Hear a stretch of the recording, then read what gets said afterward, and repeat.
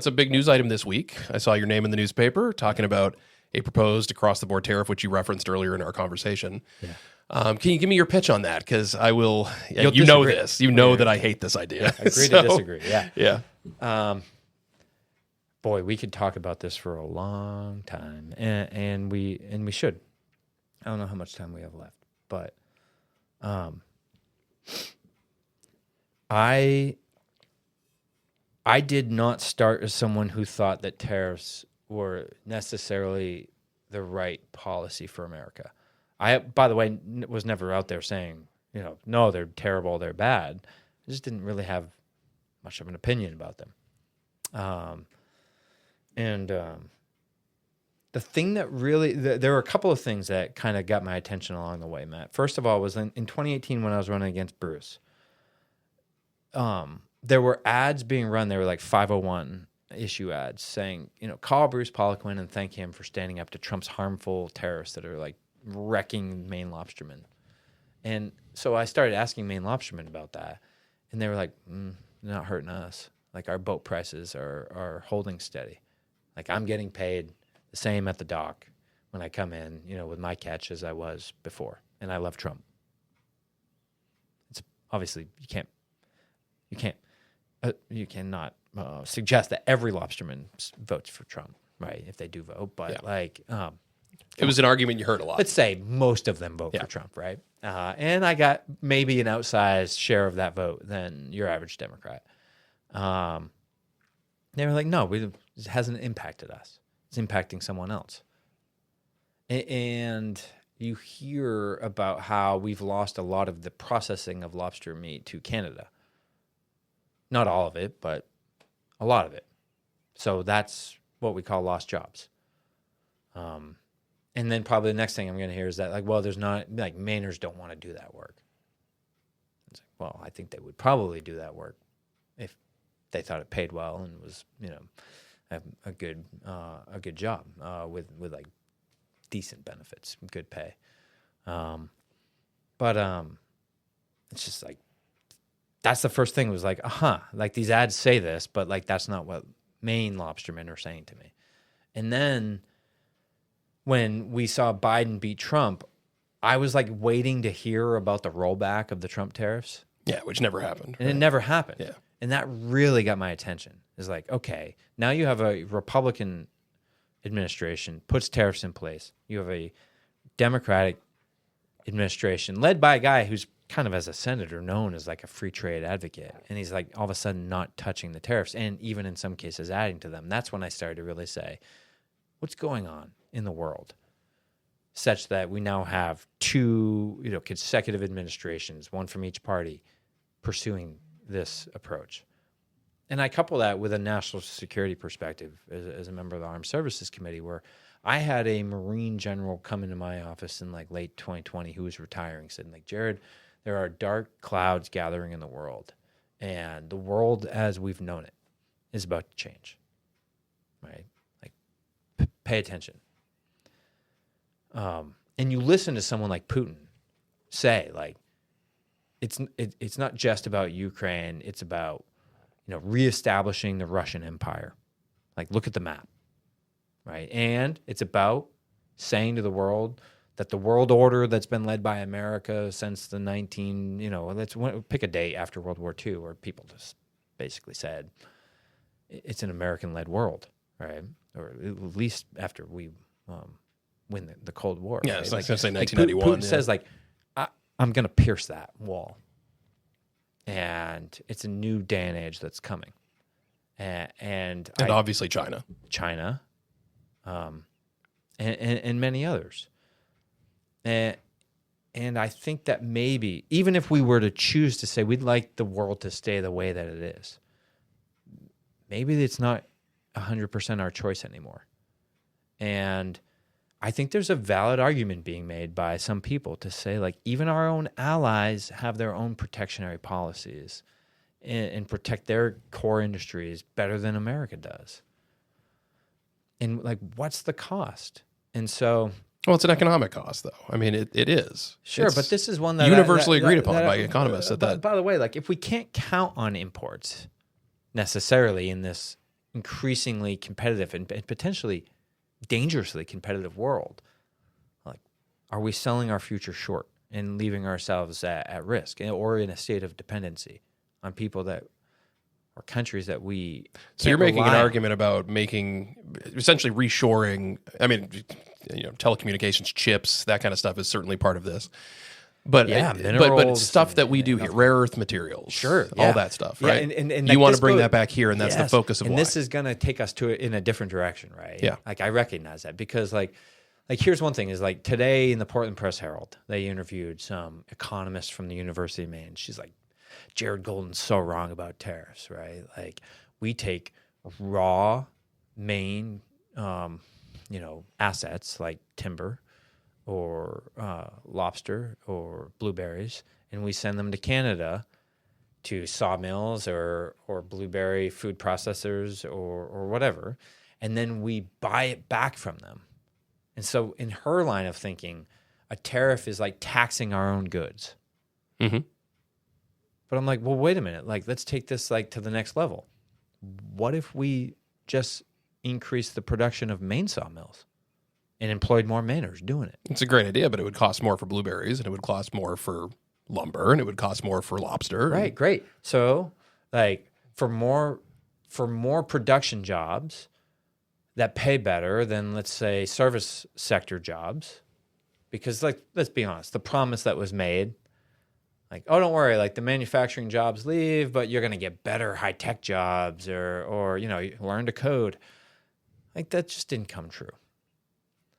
But isn't the post-industrialization thing, it's certainly about labor, because obviously cheap labor in foreign labor, markets So matters, do we but want to it's also live- about mechanization and technological development. But do we and a lot want to of live other in a things. post-industrial world, right? But like, Well, I mean, do you want to be a Luddite and try to prevent progress for the sake of keeping jobs that were important to us in 1960? well, I mean, I think this like idea that like progress is always positive is something that needs to be challenged, right? And that the world only moves in one direction. So here's like the thing is like, okay, so it's going to be more expensive, let's say, to use and consume the American, wood that's also processed at a sawmill here in Maine.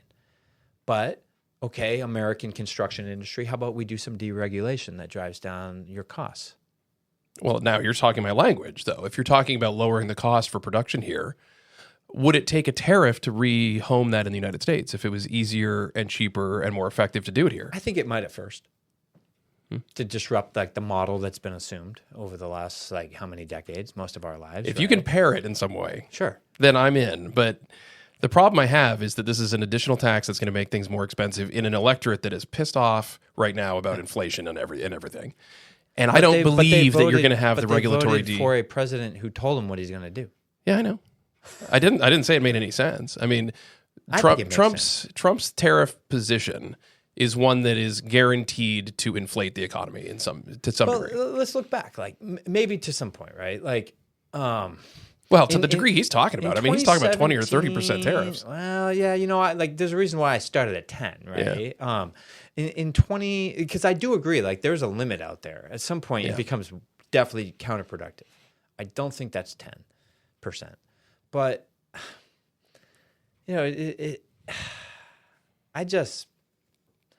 we got to get beyond just talking about like the price point for what? What are we talking about? So I have talked about things like Origin USA, Farmington, Maine, and like the jeans they make. They're expensive. They'll also last you forever, practically. Or you go buy the same kind of jean at Walmart and buy it again in a year and a half when you wear through it just by putting a wallet in your back pocket, right? Yeah. And the hems are coming across. Like, are you really definitely saving money? It might feel like it at the counter, right, when you go to pay for it. But, like, we got to have a bigger conversation. And by the way, like, the added benefit of, like, buying the more expensive pair of jeans that last you all these years is you're supporting a main job that pays better than the alternative for that Mainer. And now maybe they've got money to buy whatever you might have to offer entrepreneur, right? Like someone called into NPR about this tariff conversation today when I was on there, and like it's like said he sells coffee, which he imports, and then was like saying like he's environmentally conscientious, and therefore he buys a kind of like paper product container for his ground coffee that he's selling to Mainers. I'm like, well, first of all, like coffee growers around the world probably want access to the American market. I'm going to be willing to say that we consume a lot of coffee. Like, let's just say person for person relative to the rest of the world. So they try and pass the cost off on you. Well, I bet you can find some other coffee grower who might be able to assume much, if not all of that cost, potentially, if it's 10%, in order to gain access to the market that you have to offer. But when it comes to the bag, like, which he said he was importing from China, like I know a place with a lot of trees and a lot of wood fiber. Like, maybe, how about this? Vertically integrate. Or we're not allowed to do that anymore in this country. Okay, sure. So find someone in Maine who might want to make a bag product out of wood fiber. Right You're making here an in intelligent Maine. argument. My problem is that for it to work and to not. I mean, if you're going with a strictly economic analysis of this, when you bottle up capital and people think people are spending more money on products, they have less money to spend on other products. Production GDP goes down. I mean, it's simple science. Okay. But if you're talking about making it cheaper to produce things in the state of Maine or in the United States, you got to do both. Yes, and totally. You have to do both. Yes. And my fear, and it's a really big fear, and I think it's well founded, is that you only get one. I'm going to have new taxes making more things expensive, and I'm going to have the same regulatory environment and everything else going in that makes things expensive in the first place. So if you're going to propose this, I hope to God that you put in some sort of a deregulatory effort that would actually make things cheaper at the same time. I will absolutely work for that. I mean, I got the Trump administration to approve a 24-bed inpatient mental health and substance abuse treatment facility for Maine veterans in the fall of 2020. It took over 3 years to get through all of the regulatory steps before they could break ground and build it. And by the way, like then the construction company is like building it very fast. Yeah. They're going to be done in a year, basically. Well, you're looking at what's happening in California right now. In that 3 year of like trying to get through the regulatory thing, because of inflation, which wasn't about the Trump tariffs. That's what I was going to say to you. Is like I didn't hear a lot of people in 2018 saying like Trump's tariffs are destroying the American economy. No, but they were very limited. But they were very limited. But it was like COVID and the shutdowns and lockdowns of manufacturing and the supply chain disruptions and all this other stuff and. The Fed, not to mention Congress, and as you know, like I took a lot of heat, voted against like things like the American Rescue Plan, Build Back Better, right? But like, anyway, like the fact that it took 3 years, all of a sudden they've downsized it from 24 beds to 16, right? Because of price increases. I would argue largely related to things not having to do with tariffs, but that's outrageous. 3 years. Like that thing should have been. I was going to say that you look at the California wildfire thing, and Gavin Newsom just signed that executive order, basically exempting the rebuilding effort from having to be subjected to the California regulations that are typically there for stuff. And I'm just sitting there with my jaw open, saying, "Well, if now, when you're going to literally be doing tens of thousands, hundreds of thousands of homes and areas that you have to rebuild, if they're fine for that gigantic project, why is it when somebody's trying to put an addition on their garage?" Or a staircase for an apartment or something like that they have to go through this system like this. Here's the warning to the Democratic Party or to the Republican Party, right? Like I tried to make a case. It was part of my op-ed saying like Trump's going to win and democracy will be okay. But by the way, the other half of my argument was to my own party. Like we need to make an economic model, like argument for ourselves because that's what the American people care about. The dollars and cents. How does it affect them? Right? How does it affect them? And if we're not willing to make that argument, then it's kind of like portrays a lack of confidence in our own economic agenda. Whereas I make the argument like the infrastructure law was important in investment. It was important for America. Talking about bringing semiconductor like chip manufacturing back to America, pretty important in this technological world in the future only more important. And we're scared that China is going to invade Taiwan, where most of these high-end, chips are being made. Like, it's an imperative to bring it home. Inflation Reduction Act, first of all, the healthcare policy, like lower drug prices, kind of like savings for Mainers, oldest state in the nation. Like, I'll defend that all day long. On the energy side, the way Joe Manchin wrote the bill is not how the Biden administration is implementing it, right? But like, if it were, it was pretty good energy policy. But the biggest barrier to making the case for these three laws is our inability as a government to actually get the money out the door and start doing the projects and build it, such that the American people can see in front of their eyes, like, what have we done for you and for the country? It might be down the road one of those things where people look back and go, oh, that was pretty good. But who gets the credit, right? It's like maybe the administration that's in office at the time. But they might be standing on the work of a past administration. It doesn't have to be that way. Like, imagine if we were able to just like rush those investments in our roads, our bridges, our railroads, our ports, in semiconductor, manufacturing jobs, in energy projects. Just rush them out the door and then make the case for why you should be reelected. But we can't. Why? Mostly because of regulatory burden. So before I leave the tariff question, I guess maybe a final thesis question for you.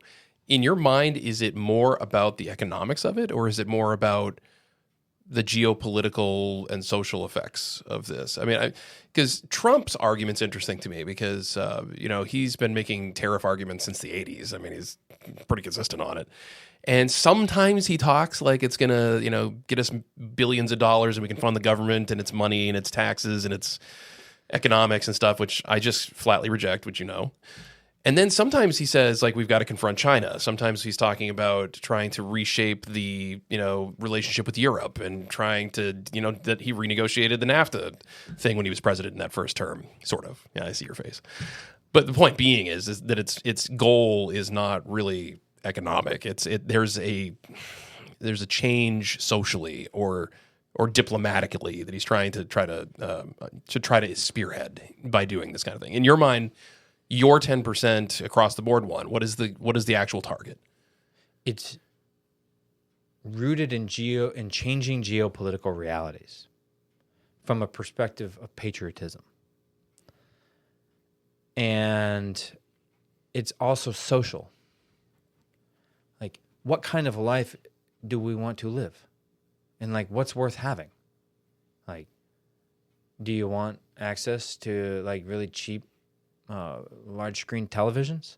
You can have one in your bedroom and one in your living room and like one in the kitchen, and we can all sit around and watch, TV all day long and, whatever, stream it, right? Don't even go to the movies anymore. Is that the good life?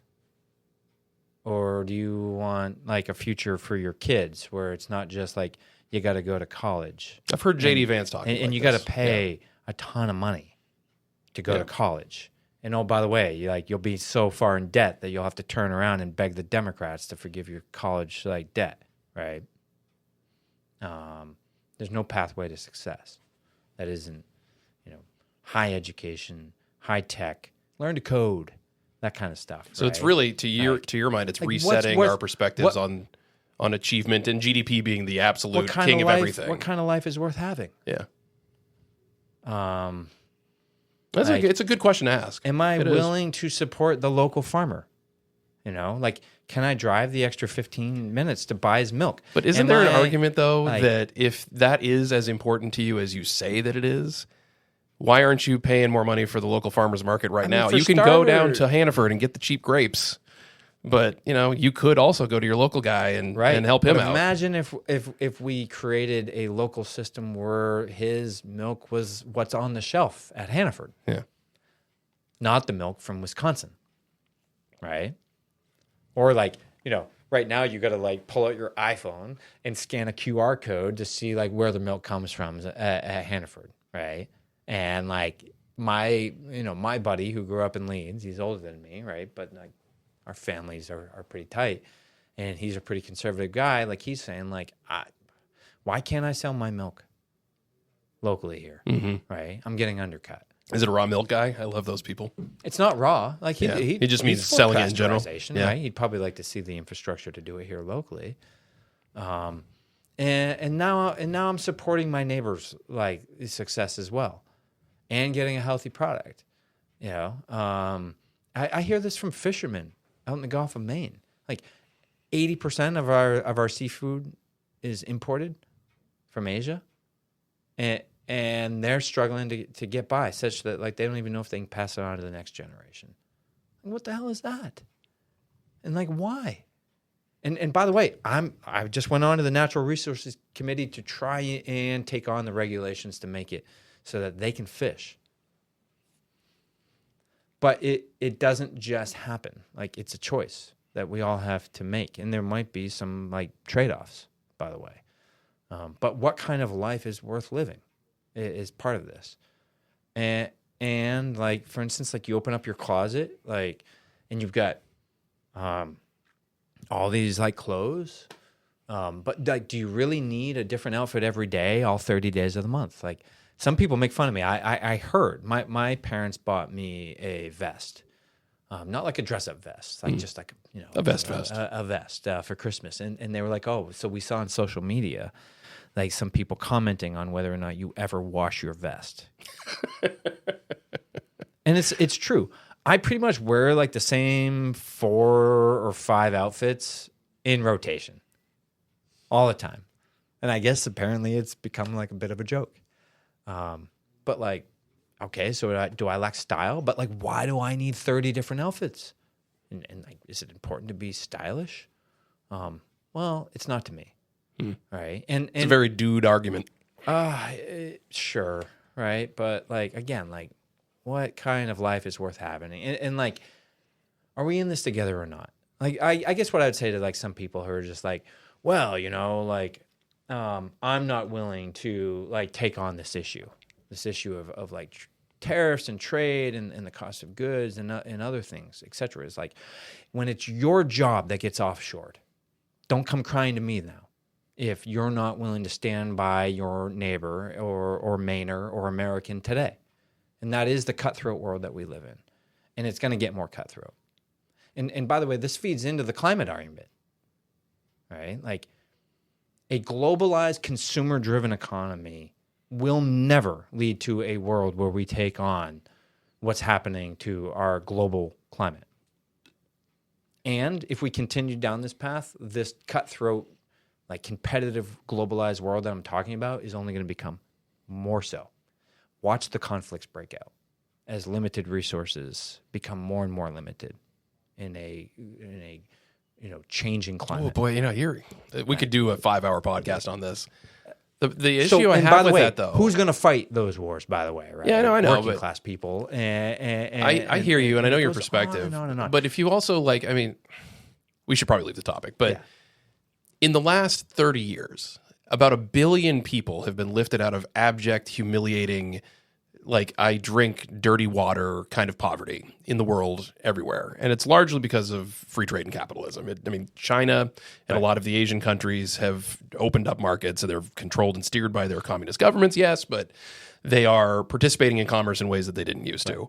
And what I hear in the argument you're making, and I am sympathetic to it. I might not sound it, but I think you do have to ask yourself questions about what kind of life you want to live. Mm-hmm. But you're making a let's be less prosperous for our own good kind of argument, it feels like. And that's great when you're it's great when you're in a first world country like the United States, who is easily leading the entire universe in living standards. In my but you're defense, talking about the rest of these countries that we trade with, right, who are now emerging from the third world into the second world and into the first world, who are developing their economies and whatnot, cutting off their trade opportunities in the United States. The labor stuff, I mean, you know, this is a very unpopular argument to make, and I acknowledge this, but you know, the labor options that are given to them by foreign trade and us sort of making use of a factory in the middle of a country that, you know, is somewhere else and has a different labor market. We'll just put it that way.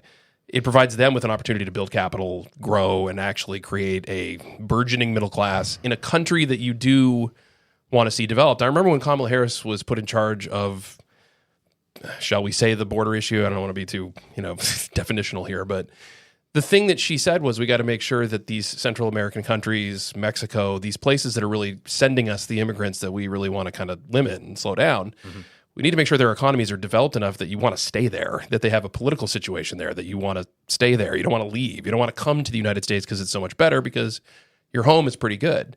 Do we, or do we want to control our borders and then decide who we let in? Fair argument. I'm only saying that is what you're ultimately going to be doing is shutting off the avenue for a lot of people in the world. Yeah. Yeah. I mean, economically speaking. Show me which politicians, and there may be some, who in the past said to the American manufacturing worker,